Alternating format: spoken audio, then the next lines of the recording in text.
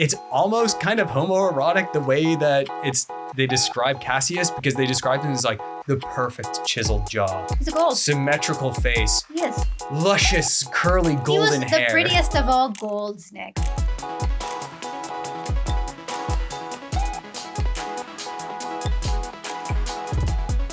Hello, everyone. Welcome back to the Inreallore podcast. Today, Nick, my husband, and I are going to go over the Redrising series. So essentially, it is an amazing novel that is not directly related to 40K, but is something you should highly consider reading if you are into the world of 40K. Nick loves it. He recommended it to me, and I have divulged through kind of 5 books waiting for the last 2 to come out. Absolutely. The actual setting of the series and the themes and the kind of vibes that you get around it are related to 40K in a lot of ways. It is bombastic action, and the way that Pierce Brown writes it is incredible. So we're going to be going through that. This was actually a request by our very first Patreon, Puppet Jam, which if you do actually join our Patreon at the Lore Lord level, which is the 2nd level, I think? Third level. Yeah.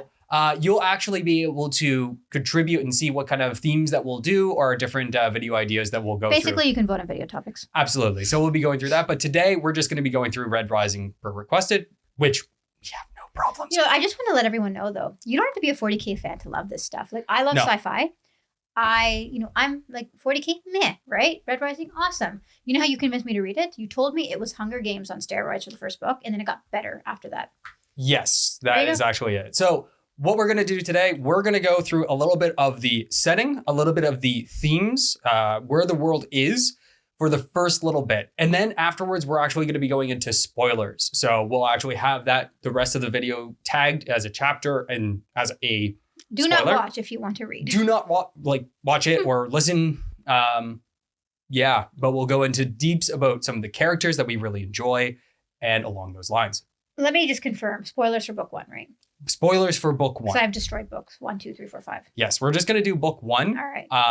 And we'll go from there. Okay. Maybe we might do more on Redrising. I love it, so we'll see. Oh, no, 100%. I think we should finish the series because it's going to be a TV adaptation soon. So eventually. Well. Yeah. All right. So I want to start off with talking about a little bit about the setting. And actually, I'm going to let Sonam do a little bit of the explanation of the setting. Oh, man, I don't do books well. I was supposed to be your rubber duck again. No, seriously, I think you need to start. I don't know how to start with it.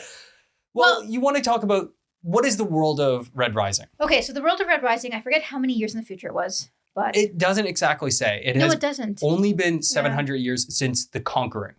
Okay. So, the setting of Redrising takes place in an intergalactic type of space opera. I'm not connected. I don't know what it is.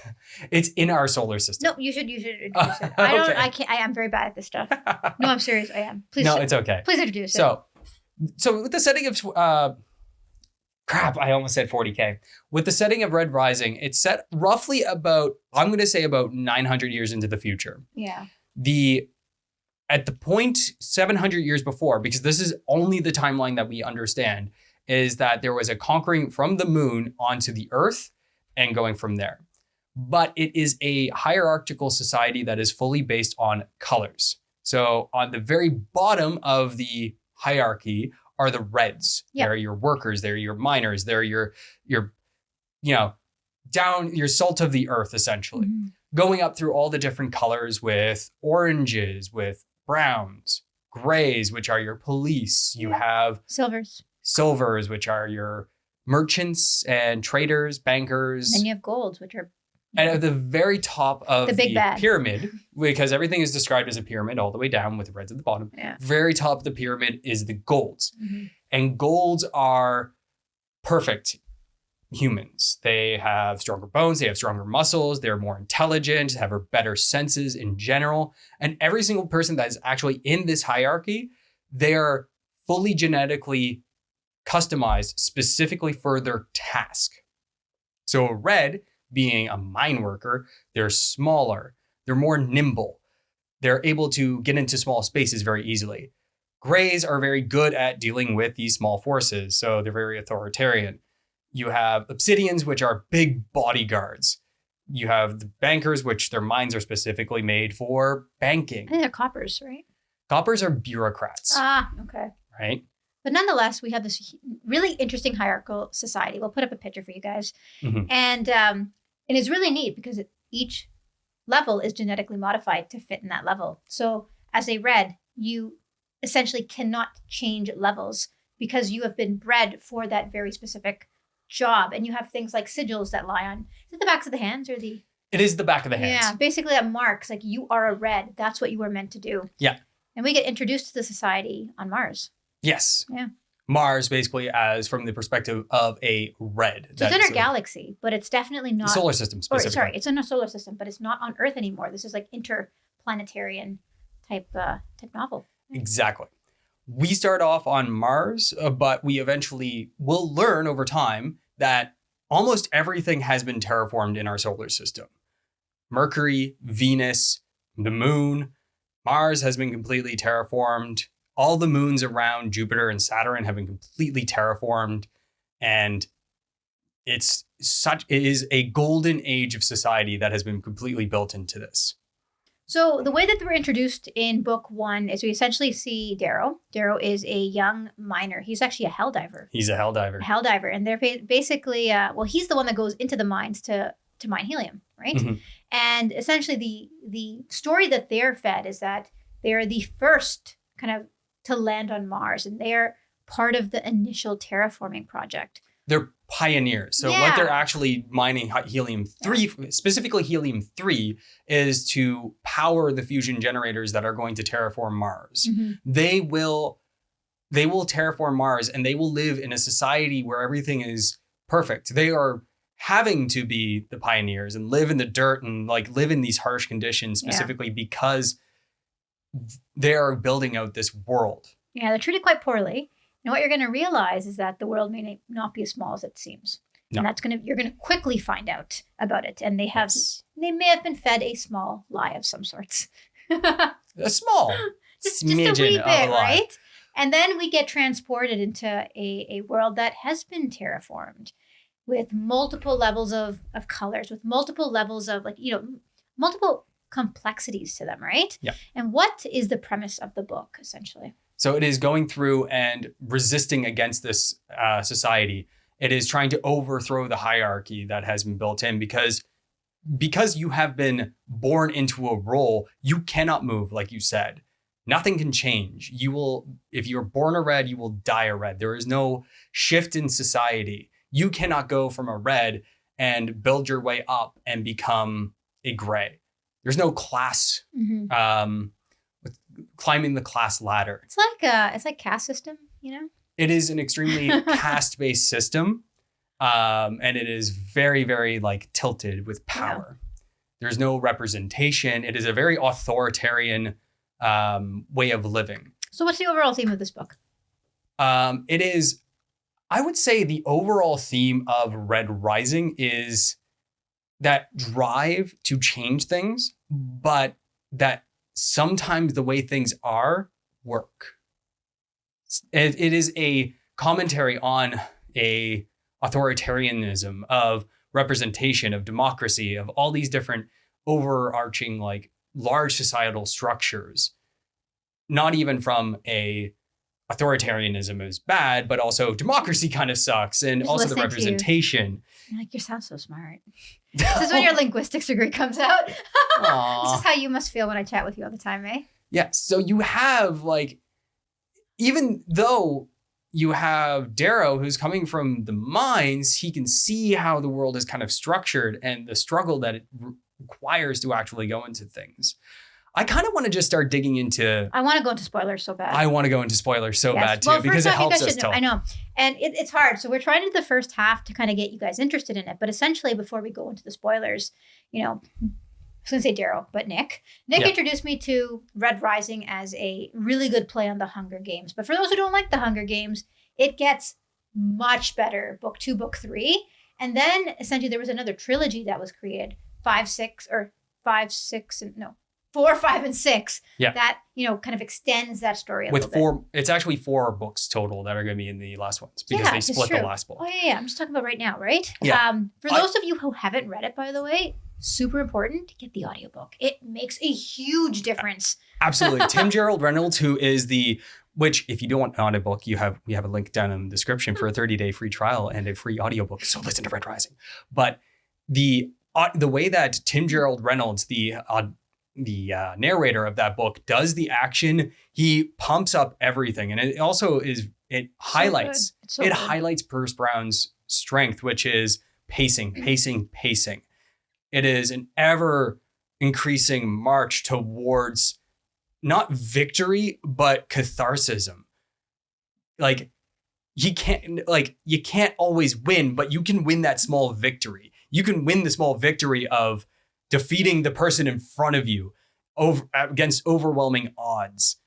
I can tell you like him. Yeah. I can tell you love him. I love the way he writes, and it gets better in the further books. His first book is okay in terms of this. It's so good. Yeah. And the other way that I also sold it to Sonam, and the way I've tell other people, is that the way he wrote The Institute, it is very Hunger Games-like. We haven't gotten there yet. It is very Hunger Games-like, but it is also very much like the Iliad. Mm-hmm. So you need to introduce The Institute. So go back. It doesn't help. All right. We'll say that. No, it's good. But I do want to get into the spoilers. But I just want to say it does have that elements of Roman mythology. It has some of the mythology of gods and those kind of themes going throughout it too. And then it turns into a giant space opera. Of houses against houses. It is societies against societies. Societies and giant fleet battleships, and it is fantastic. I love it. As you can tell, he really likes it. Getting into spoilers, we actually start off in the mines of Mars with our main character, Darrow. He is a hell diver who basically runs and operates a big drill that claws it down into the claw drill. The claw drill. He likes to take risks because he wants to win. He will put himself in a position where his boots are melting, he's getting burns and everything because he wants to try and be the one to get the most helium-3. Those that get the most helium-3 in the mines, the clan that does so, will get extra benefits. They get medicine, they get food, they get extra flavor, and they get other things that makes their lives easier. His clan wins the Laurel Tide for the first time because of the risks he has taken, but they still lose. The clan that always wins, the Gamma clan. So they should have won the Laurel Tide. They should have won it. Yeah, but they didn't. But they didn't because they have built the system in the mines for the Reds that there is always one person to look down upon. Because in an authoritarian system, you will always give the lowest man someone lesser to look down upon or someone to turn their eye away from you. Because if they're too busy being angry at someone else, they will not look at you if you pick their pocket. And it's something we see a lot, even in our world. So poor Darrow was absolutely frustrated after. Oh, he was so frustrated. But his wife, upset as well, took him to a forbidden area to try and make sure. A garden. Where they could see the stars. A garden to show them what Mars could be because they think that Mars isn't terraformed. They think that they're pioneers. Yep. And that the rest of humanity will come and help, be so happy about their sacrifice.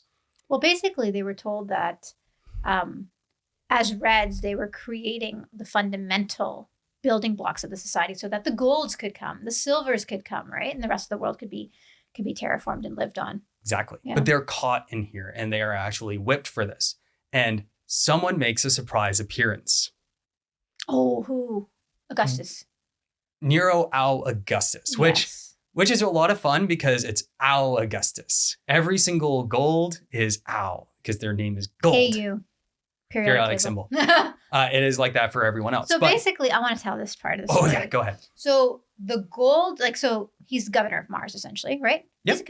He's the arch-governor of Mars, right? Arch-governor, yeah. Nero Al Augustus shows up for their flogging and shows up to make an example out of them, right? Mm-hmm. And it was during that time that, first they were held together, they were held apart actually for quite a few days. And then I believe Eo went first and was flogged. And she actually said few words to her younger sister, I believe.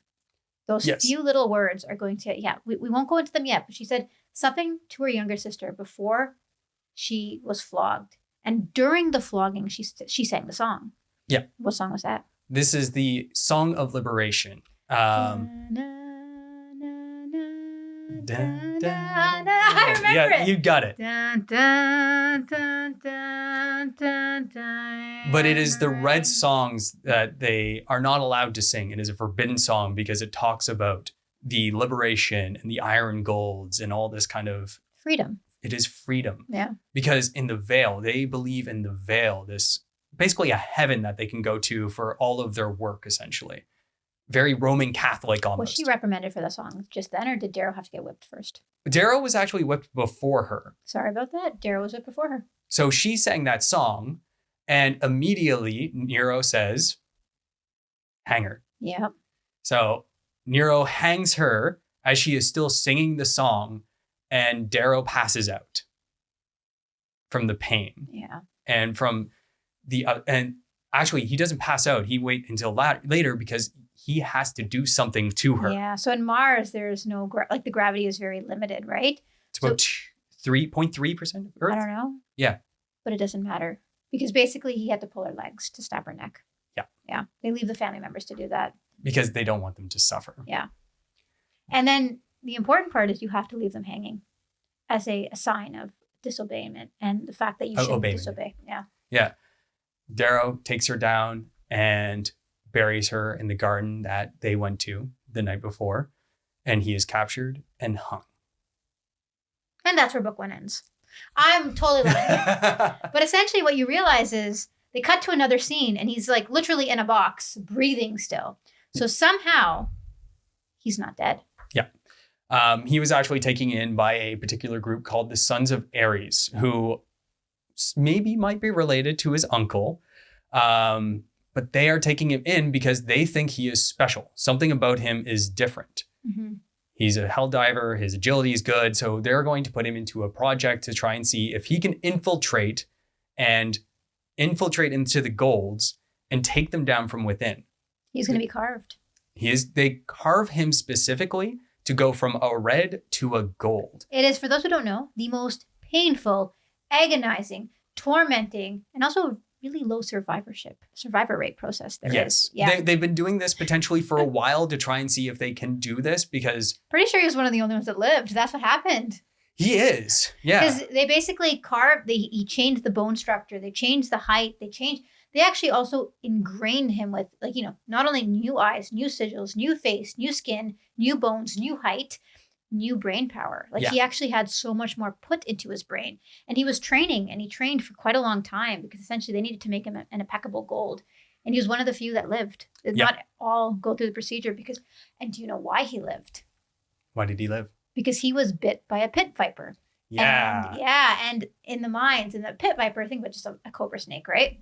A pit viper, if you're bit, is pretty much lethal unless someone sucks that venom out. But a small portion of it was left in his heart, which made his heart stronger. And that was one of the reasons why he was able to tolerate the procedure. It was. So you go through an amazing transformation where he somehow becomes, well, first off, he learns that the world has been a lie. He learns that the society is there. He learns that this is a giant galaxy of multi-terraform planets. And then he realizes that all is crap and he needs to help bring down the system. That's what the Sons of Ares has been trying to do. They want to take the hierarchy down because they think that having these rigid caste system is actually putting humanity behind, and especially with the golds, who he learns they're decadent. When he first goes up onto the surface of Mars, I think there's a couple that are actually banging through gap boots or something along those. It was a group of them that are all frolicking around and drinking because this is also high technology. So you have boots that they wear so that way they can literally fly around. Oh, they have ships everywhere. They have things in the air. They have multi-level cities. This is what you're picturing. I was picturing kind of cyberpunk vibes too, to be honest. I'm thinking these multi-level cities and stuff like that. Almost, yeah. I know, yeah. Almost like Coruscant or... Did you watch Fifth Element? No.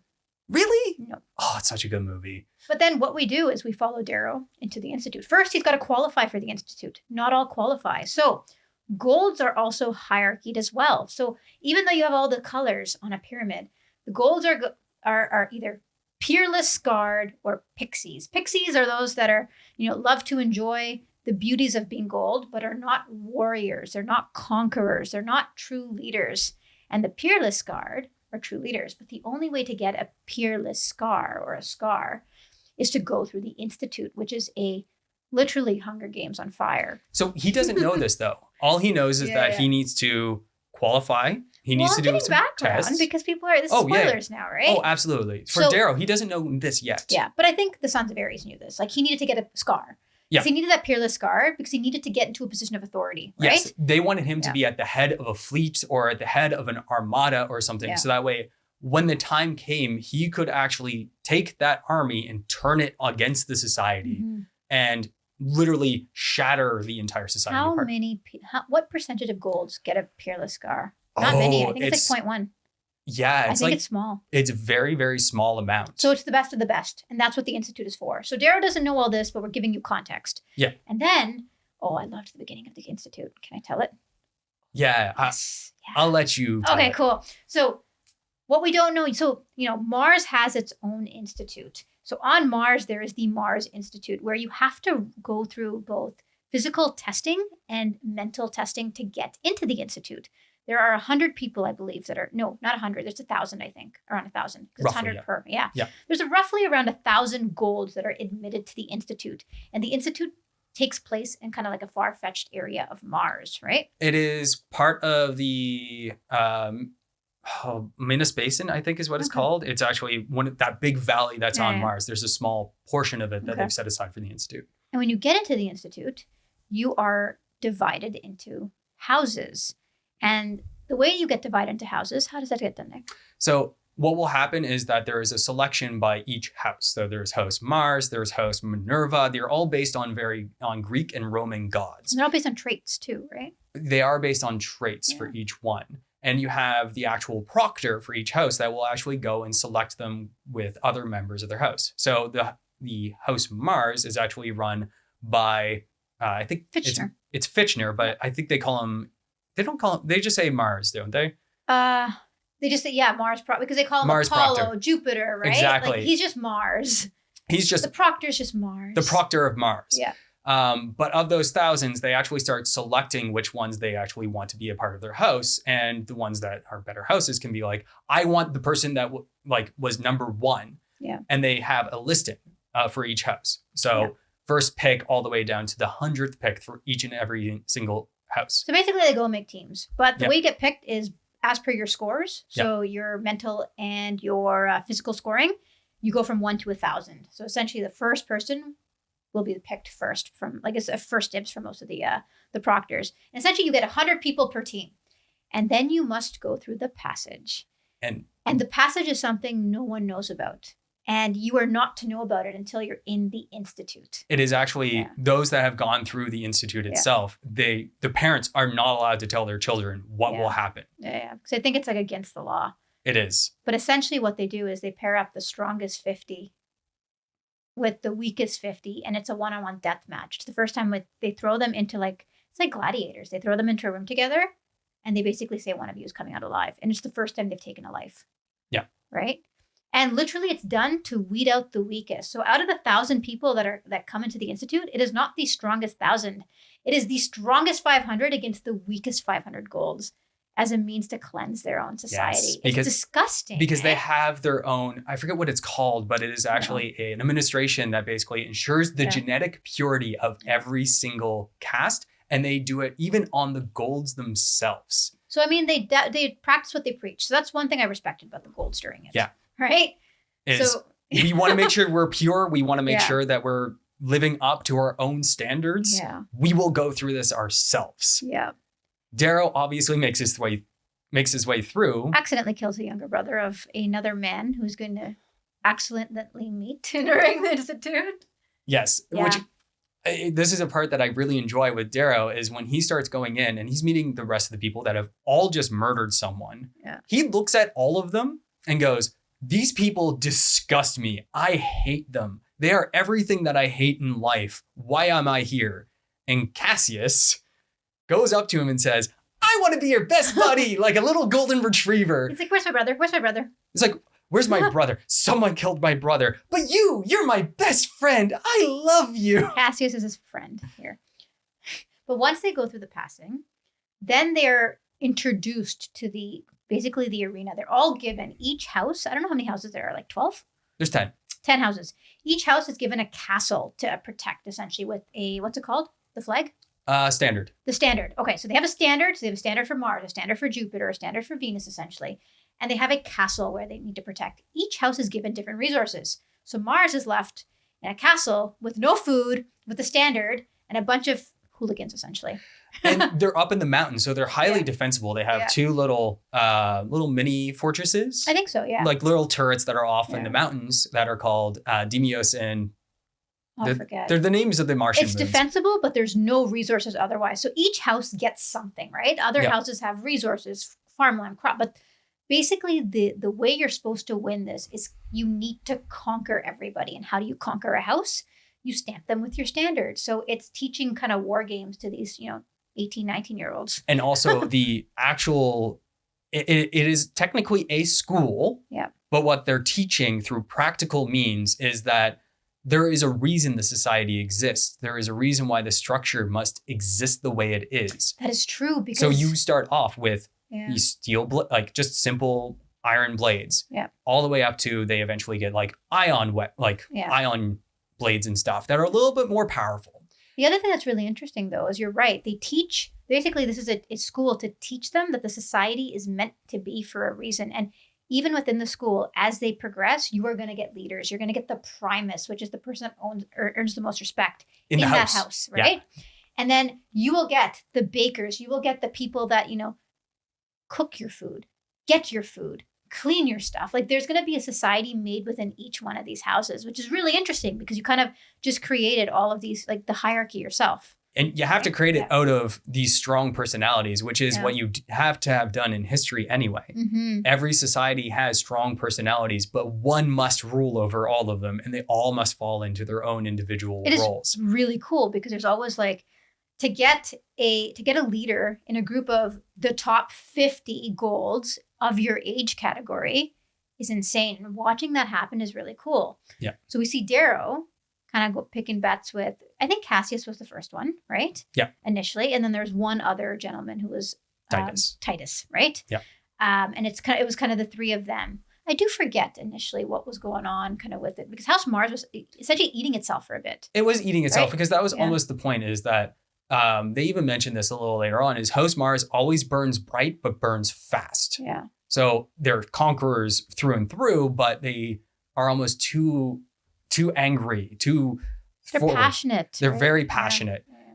But the one thing that comes up a lot through the Institute is the way that the proctors actually interact with everything. And this is where my allusion to the Iliad comes in, because if you go back into the Iliad and the Odyssey, when there was the war at Troy, the Battle of Troy, the gods themselves were actually coming down amongst the mortals and fighting for one side or the other. Mm-hmm. Ares comes down at one point and starts fighting for the Trojans, but then at one point gets kind of bored with that. So he switches over to the Grecian side with Agamemnon and the other ones. Aphrodite gets injured. You have that kind of interaction, but that happens in Red Rising as well. You have the proctors that they cheat. They sit up on a cloud. They actually have a cloud with a building that's actually floating up in the sky that you can see from anywhere in the Institute called Mount Olympus. Yeah. And they will literally fly down from Mount Olympus on their grav boots. They'll sit over the battlefield. Sorry if this is not coming through in audio. They'll sit back on the battlefield and they will mock the students. Like Darrow and Cassius teach the students. They teach the students. But Darrow and Cassius go in the fields and they get kind of ambushed. And Apollo comes down and he's watching and he's mocking them. Ha ha ha, look at the silly Mars house, blah, blah, blah. And he actually calls down a table that has a bunch of grapes and wine on. And he's sitting there with Jupiter and Minerva and they're just mocking the students throughout it. And it's I love that. They also do pick favorites, so they actually can help different houses win. Yeah. And that's the annoying part too, right? It's kind of like the game itself is rigged. But so we see kind of a battle within the House of Mars first for leadership, right? And initially it was, Darrow was actually kind of getting that battle and winning that battle. But what happened was somehow, don't know how, but we kind of alluded to it, Cassius finds out that it was Darrow who killed his brother in the passing, and it kind of set everything in motion. He had him killed, didn't he? Or tried to. He tried to kill him, but more important, before that, Darrow lied to him. Because there was another of that leadership battle that was going on between the three of them, named Titus, who kept claiming to have killed the actual biggest character, the one that everyone thought was the best person to come into the Institute. That's Pyram. Something like that. He was supposed to have just killed off some lower dreg, essentially, but he didn't. And Titus had claimed that he was the one that killed him.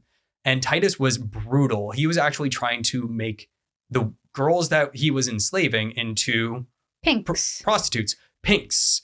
So pinks are an actual thing. I can't go into it too much because YouTube won't like it, but essentially think about pleasure pinks. Yes. They are an entire color system for pleasure.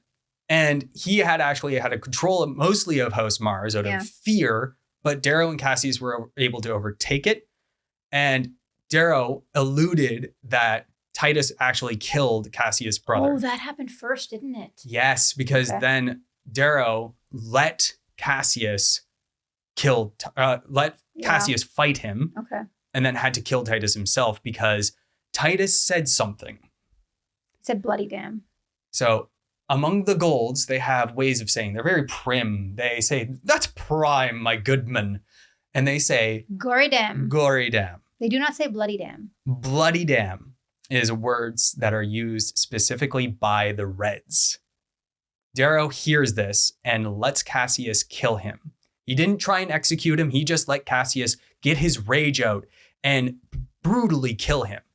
But Cassius betrays him because someone let the video of Darrow killing Julian out to Cassius. And this is where the proctors are kind of messing with things at times. And Darrow is left for dead as Host Mars. Yeah, and then basically Cassius takes over as Primus.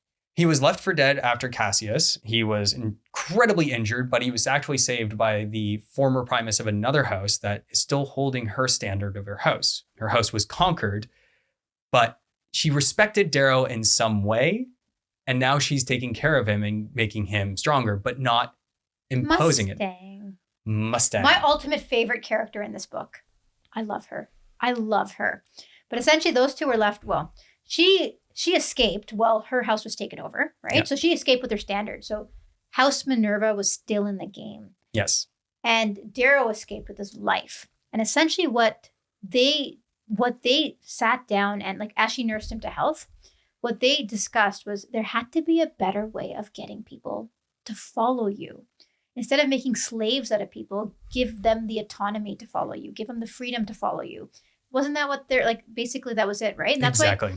And because she found out that Darrow thought the same way, they said, okay, instead of stamping people with kind of the standard, for example, they earn their freedom. They want to follow you. And that's the element of a good leader, right? Yeah. And it was that common thing that bound them together. So she never stamped Darrow with the Minerva standard. No, she didn't. Right? She just nursed him to health. Yeah. And then as they were getting nursed to health, they met Severo again.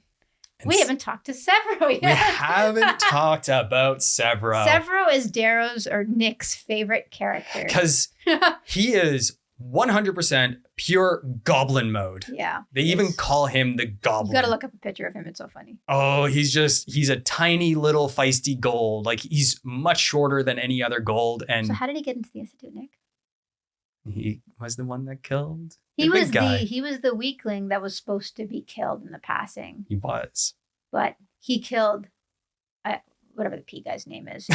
And he made it in. And essentially for the entire, like, Institute, he just is off either hunting and then somehow gets a wolf cloak and just starts wearing a wolf cloak. And that's just the way, like, that's just what he does. But he eventually meets up with Darrow and Mustang. Is that correct?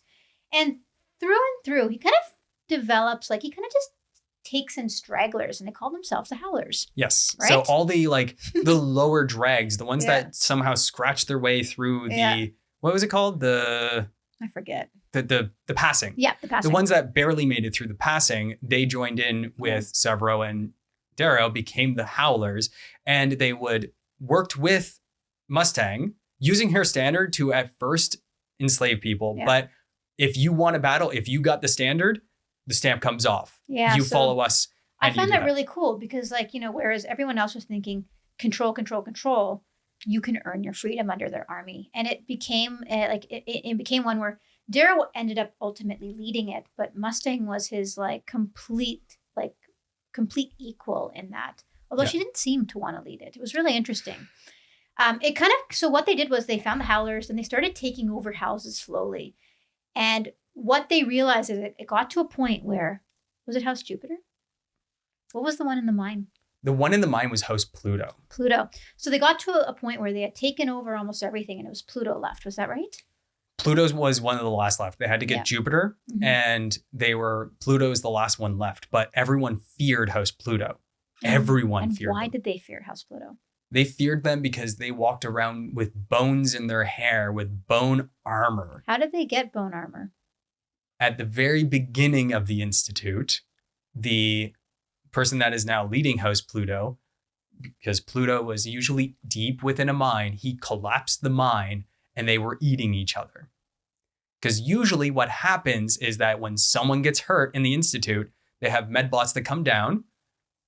If they're able to be resuscitated, they take them up and they're out of the Institute. They will not be peerless scarred, but they're safe. They're alive. They'll just be pixies for their entire life. But he collapsed the mine. Medical bots could not get to anyone.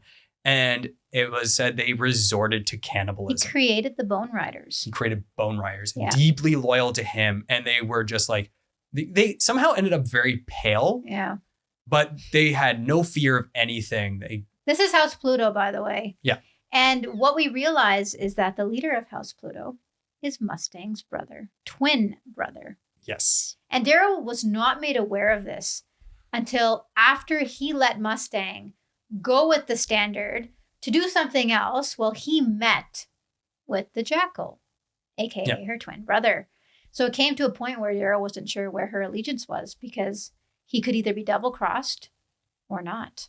Not only that, he was actually noticing the Proctors were starting to go up against him. Yeah. The Proctors didn't want him to win. They wanted the Jackal to win. Oh, yes. Because Mustang and the Jackal's father is Nero Augustus, the arch-governor of Mars. Who bribed them, essentially. Who bribed everyone to allow his son to win, but also he was the one that hung Eo. Yeah. So Darrow realizes he has to do one thing in order to win. He has to storm Mount Olympus. He takes down a Proctor. He broke the game. He breaks the entire game. He kills Apollo. He takes their armor, takes the grab boots, arms everyone, and storms the gods. Essentially, yeah, it was pretty cool. It's absolutely incredible. And he broke the game that way. He absolutely broke the game, but he became the Primus. And he wins it full out. Yeah, he beat the Jackal. He becomes the Primus. Mars wins. And what happens is once you win the Institute, I mean, those who survive, so you don't have to win to get a Peerless Guard. You just have to survive the Institute, right? And be a part of it. And that's how you get your scar. So as long as you haven't been killed or taken out by medbots, I believe. Or not enslaved. If you're enslaved, I think is also only the house that wins becomes Peerless Scarred. Oh, okay. So I guess so. I stand corrected. So basically House Mars is now becoming peerless.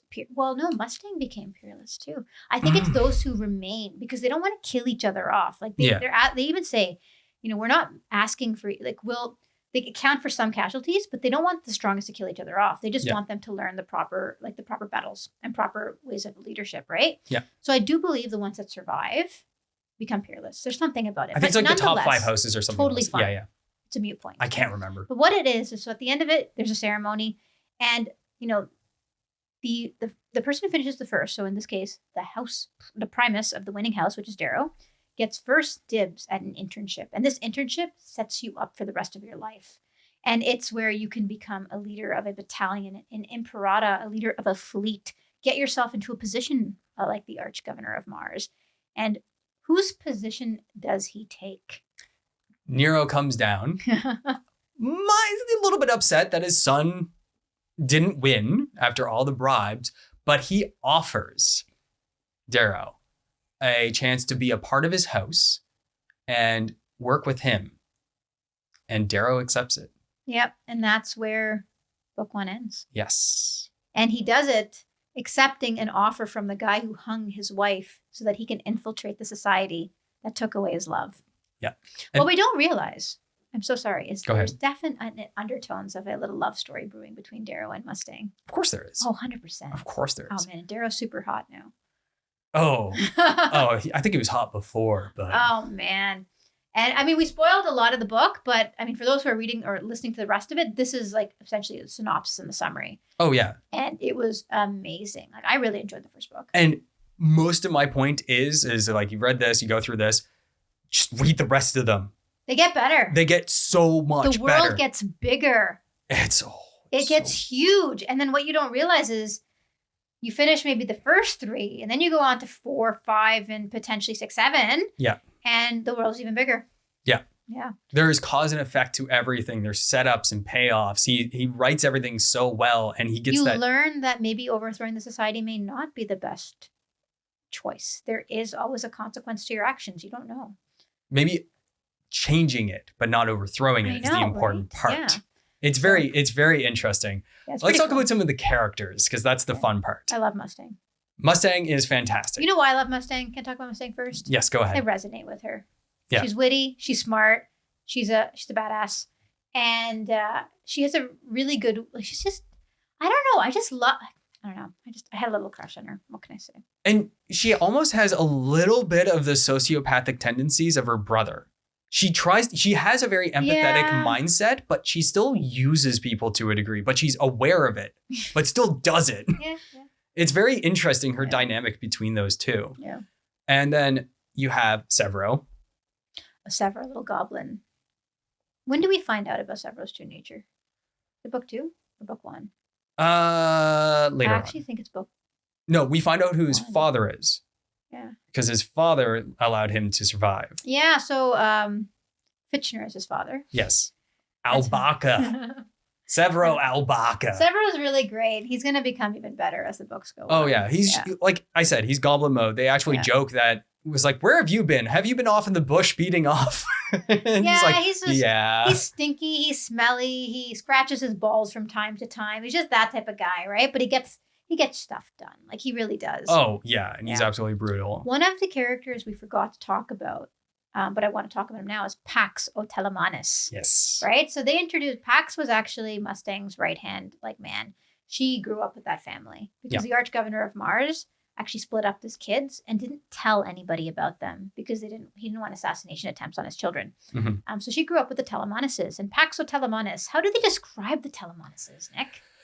Obscenely large. And So happy-go-lucky. they're so happy-go-lucky, but like a gold is typically about like maybe 6'2", 6'3", Oh, yeah. something like that. The Telemonises, they joke that they were interbred with obsidian somehow, but they're like 7 feet tall. They're huge. They are absolutely jacked. But Very. Pax is the sweetest, softest person on the planet. He almost beats Darrow in a fight, He but cries. he cries when he Yeah. lost. But when he goes into battle, he has like a big shield and he stomps on it. He goes, Paxo Talaman! He just yells his name constantly in battle.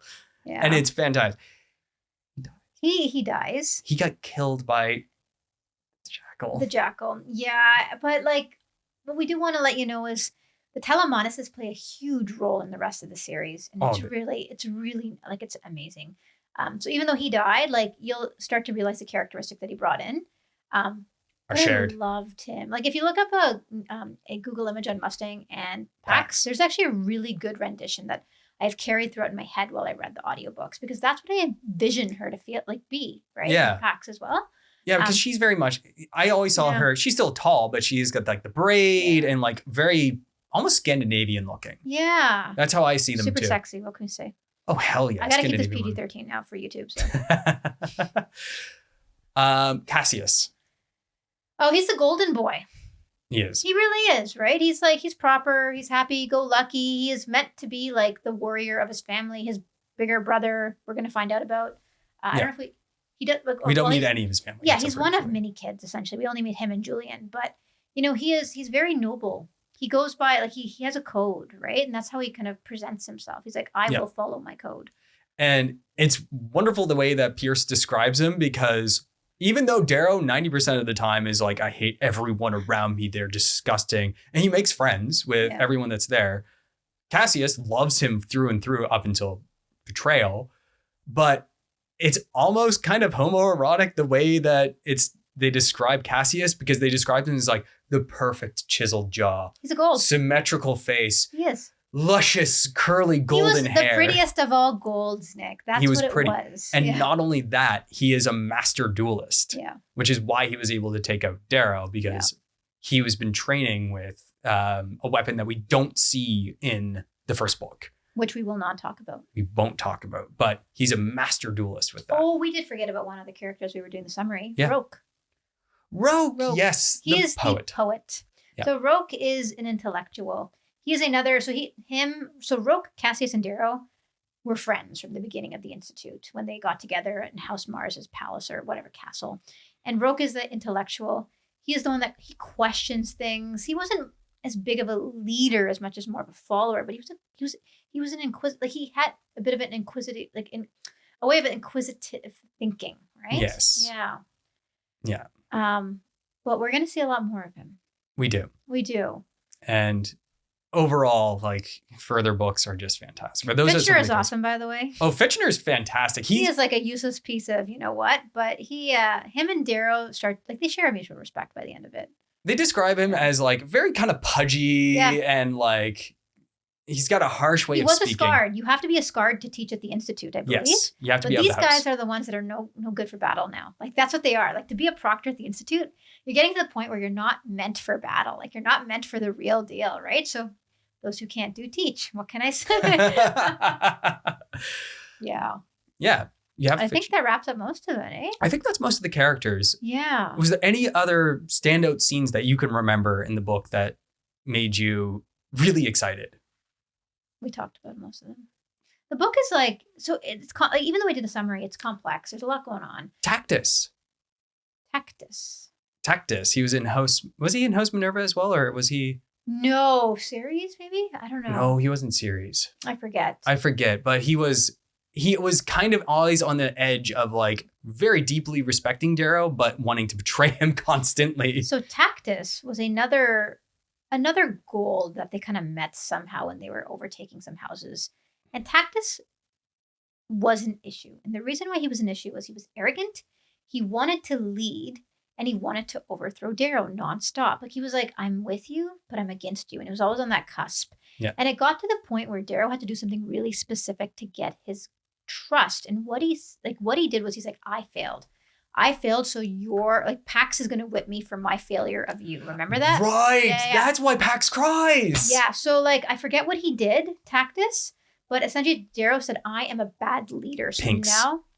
Pinks. Yes. So he tried to make pinks out of some of the women of House Mars, essentially, or whomever the slaves were. Yeah. And Darrow said, I failed as a leader.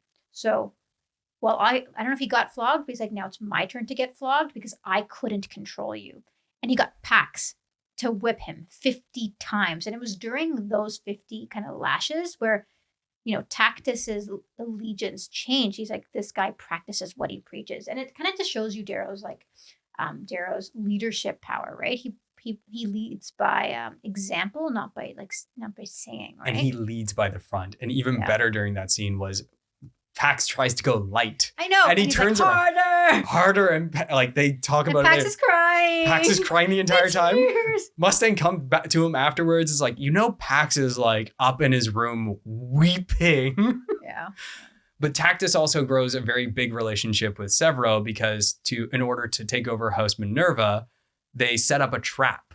Yeah. Where they had Mustang and a few of the others come out with Pax, and they had set themselves up for the siege, but they had left the House Minerva open because they thought it was completely ready.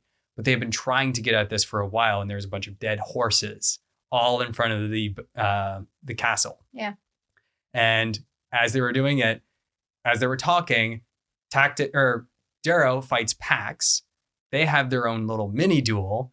And before Darrow can actually lose, he starts howling, and he hears howling amongst all the dead horses. And Tactus, Severo, and a whole bunch of others rip themselves out of the guts of horses and like run into the castle. They're basically gut brothers. That's what they are. The Horse Brothers. Dead Horses is what they call Essentially. themselves. I know. It's like the book sounds absolutely insane. It really is. Like it's really hard to summarize something like this because you truly have to read it. Yeah. This is one out of currently 5 books. Books 6 and 7 are being written as well, likely released this year. But I think we're going to do an episode on each book, mainly because we love the series. Oh, I love it so much. Yeah, and it is, apparently Nick says it's very 40K like. Can't attest to it. All I can say is, even from a female perspective of someone who loves sci-fi, I really enjoyed the books. And I'm on my second reread through them because I read them about a year ago. And now that the 6th and 7th book are coming out, I want to reread things. And the reread is just as good. And I still do the audiobooks. Like, they're amazing. The books are long. They can get to be anywhere from 20 to 25 hours in the later ones. Yeah. Yeah, so they are quite long. But man, if you're going to read these books, read them, listen to the audiobook. It is so good. The link in the description for a free audiobook and 30-day free trial of Audible Plus is down in the description. You can check that out. Helps out the channel. It supports us. If you liked this video and you want to support us, you can actually do that through YouTube memberships or Patreon. Anyone that's at the Lore Lord level actually gets votes on specific videos that we'll do in the month. If it's 40K related or other books, we'll try and follow through with that, or other stories in general. Otherwise, like and comment, follow us on any of your podcast areas and on YouTube. Thank you so much for joining us today. Read the rest of the books. They are so damn good. They're bloody good. damn good. They're good. They're very good. All right, we're signing off. Peace. Bye.